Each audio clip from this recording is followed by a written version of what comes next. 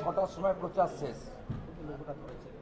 আমাদের মাননীয় রাজ্য সভাপতি এবং ভারত সরকারের রাষ্ট্রমন্ত্রী ডক্টর সুকান্ত মজুমদার তিনি গতকাল থেকে এই এলাকায় মূলত আমাদের যারা ভোট দেন তারা কারা আপনারা জানেন, সেই এলাকায় প্রচার করেছেন।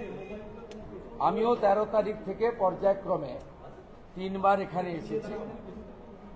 নরেন্দ্র মোদীজির আশীর্বাদ ধন্য ভারতীয় জনতা পার্টি মনোনীত 4 বারের পঞ্চায়েত সদস্য, কোনো নেতা নয়, একেবারে গ্রাসরুটের বা একেবারে গ্রামীণ এলাকার আদর্শবাদী।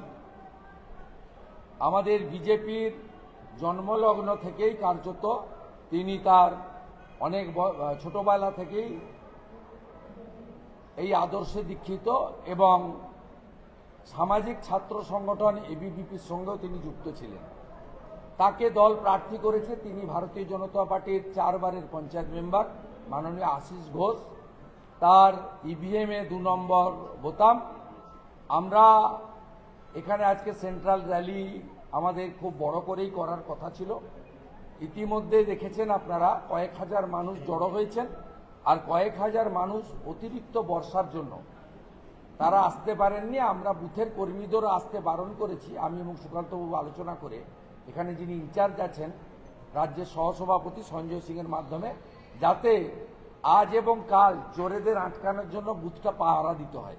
ভিজে গেলে শরীর খারাপ হলে এই চোর তৃণমূল ভোটটাও চুরি করে নেবে। আমাদের একটাই আবেদন আপনাদের মাধ্যমে, কালীগঞ্জের গণদেবতা জনতা জনার্দন, যে আপনারা সবাই নির্ভয়ে ভোটদান কেন্দ্র বেরোবেন। গত লোকসভা নির্বাচনে এখানে ভারতীয় জনতা পার্টি 67,000 ভোট পেয়েছিল। মূলত রাষ্ট্রবাদীরা আমাদের প্রার্থী অমৃতা রায়কে ভোট দিয়েছিলেন। এখানে ডেমোগ্রাফি সবার জানা, এমন 43% আছেন যারা আমাদেরকে সমর্থন করেন, রাষ্ট্রবাদকে দেশপ্রেমকে সমর্থন করেন। এমন 57% প্রায় আছেন যারা মোদিজির কাছ থেকে রেশন নেন, কোভিডের ইঞ্জেকশনও নেন এবং প্রধানমন্ত্রী আবাস থেকে শৌচালয় সবই নেন, বলেন এটা আমাদের অধিকার।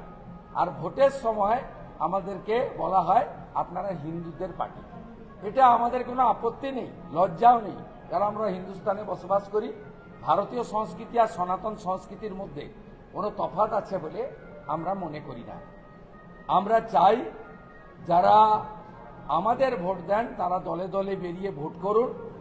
আর অন্য এলাকায় যেখানে আমাকে বা ডক্টর সুকান্ত মজুমদারকে, রুদ্রনীল ঘোষকে, হিরণ চ্যাটার্জিকে বা আমাদের পাপিয়া অধিকারীকে বা একাধিক বিধায়ককে যেখানে প্রচার করতে দেওয়া হয়নি, সেই সব এলাকাতে মানুষ যেন স্বতঃস্ফূর্তভাবে বেরিয়ে এসে এদের যে ভোট চুরি সেটা যেন রুখে দেয়।